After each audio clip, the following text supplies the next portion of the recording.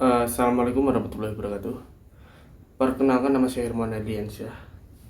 Saya di sini akan menjelaskan tentang hukum hukum pernikahan.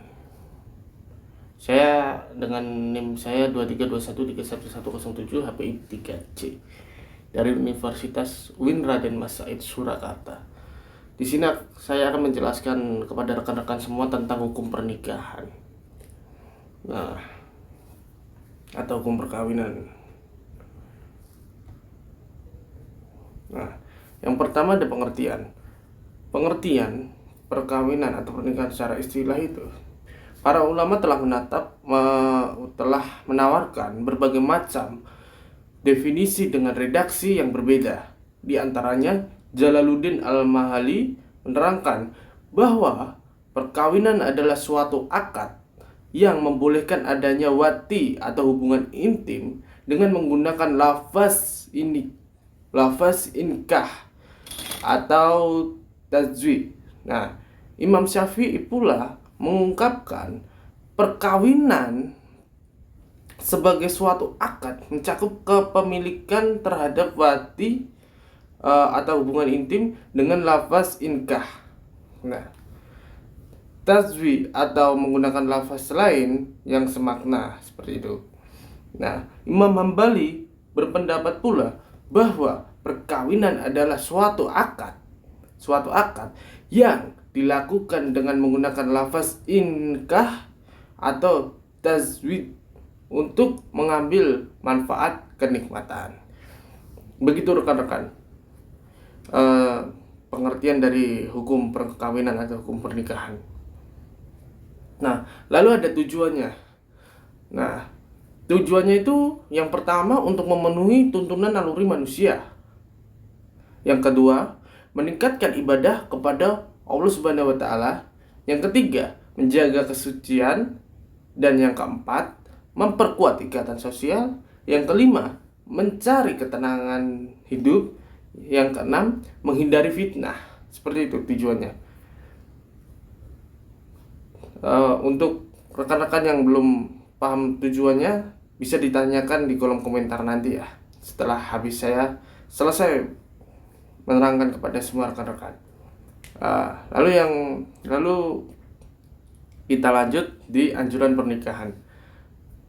Anjuran pernikahan itu dibagi menjadi 3: kebutuhan naluriah, menjaga nasab, dan terhindar dari zina. Saya akan menjelaskan satu persatu kepada rekan-rekan semua. Kebutuhan naluriah. Kebutuhan naluriah ini adalah pernikahan merupakan kebutuhan naluriah setiap orang. Paham kan dari sini? Naluriah setiap orang, men. Nah, yang kedua, menjaga nasab. Nah, menjaga nasab adalah pernikahan merupakan salah satu cara untuk menjaga nasab. Nah, yang ketiga, terhindar dari zina. Nah, terhindar dari zina ini adalah pernikahan dapat menjaga manusia dari perbuatan zina yang dilarang oleh Allah Subhanahu wa taala. Nah, jadi dengan rekan-rekan menikah itu bisa mengantisipasi perbuatan-perbuatan tidak senonoh seperti zina ini. Nah, kita lanjut ya rekan-rekan semua. Nah, lalu ada hukum pernikahan. Hukum pernikahan ini dibagi menjadi 4. Yang pertama wajib, yang kedua sunnah, yang ketiga makruh, yang keempat haram. Kenapa wajib? Nah, wajib bagi mereka yang mampu melaksanakan nikah atau mampu memenuhi hak dan kewajiban pernikahan. Lalu, mengapa sunnah? Sunnah berlaku bagi mereka yang mampu dan tidak dikhawatirkan jatuh pada kelakuan maksiat. Nah, lalu yang dipertanyakan, mengapa makruh? Nah, makruh ini berlaku bagi mereka yang merasa akan berbuat zolim pada istrinya ketika telah menikah. Nah, lalu yang terakhir, mengapa hukum pernikahan itu haram? Nah, haram ini berlaku bagi mereka ya yang tidak mampu. Nah, yang tidak mampu secara lahir dan batin, secara lahir dan batin, yang jika tetap menikah akan mendatangkan mudorot bagi pasangannya. Seperti itu rekan-rekan semuanya. Lalu kita lanjut. Semoga bisa dipahami ya rekan-rekan semuanya. Lalu kita lanjut, syarat pernikahan dalam Islam. Syarat pernikahan dalam Islam yang pertama itu calon suami dan istri beragama Islam. Nah, soalnya ini syarat pernikahan dalam Islam, bukan syarat pernikahan dalam agama lain ya. Ini dalam Islam. Yang jelas calon suami dan istri itu harus beragama Islam. Nah, yang kedua, calon pengantin laki-laki tidak beristri lebih dari 4. Nah, yang ketiga, calon pengantin tidak sedang melaksanakan ibadah haji dan umroh.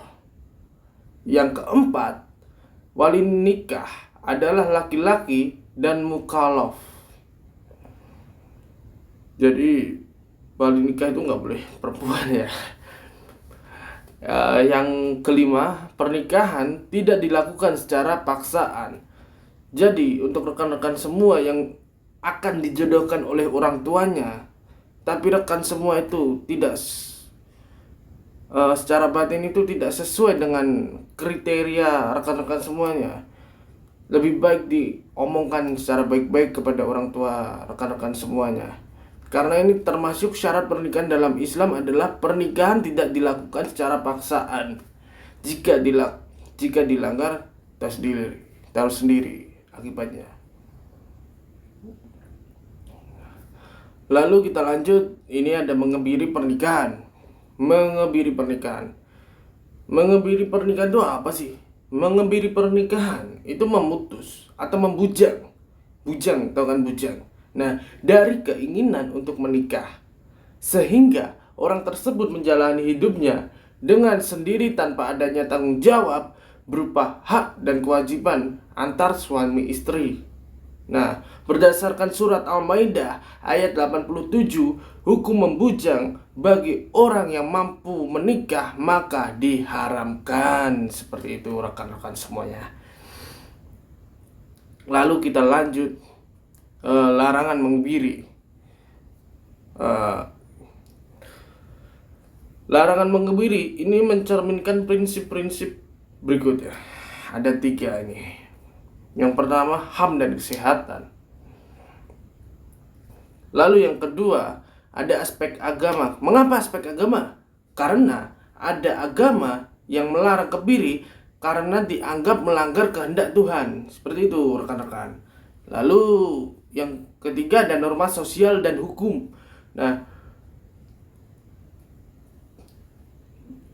di banyak negara, hukum melindungi individu dari kebiri secara paksa karena dianggap melanggar hak-hak pribadi individu. Seperti itu teman-teman. Sekian dari saya. Jika ada salah kata dalam pengucapan dan dalam penerangan saya ketika saya menjelaskan, tolong rekan-rekan semua maafkan. Dan jika yang ingin ditanyakan tentang hukum pernikahan atau hukum perkawinan yang belum jelas tentang penjelasan saya, bisa ketik di kolom komentar saja. Insya Allah saya bisa bantu. Insya Allah saya akan bantu sebisa saya. Oke, rekan-rekan semua, saya pamit undur diri. Semoga bermanfaat apa yang saya jelaskan. Semoga bisa menambah ilmu untuk rekan-rekan semuanya. Saya pamit undur diri. Wassalamualaikum warahmatullahi wabarakatuh.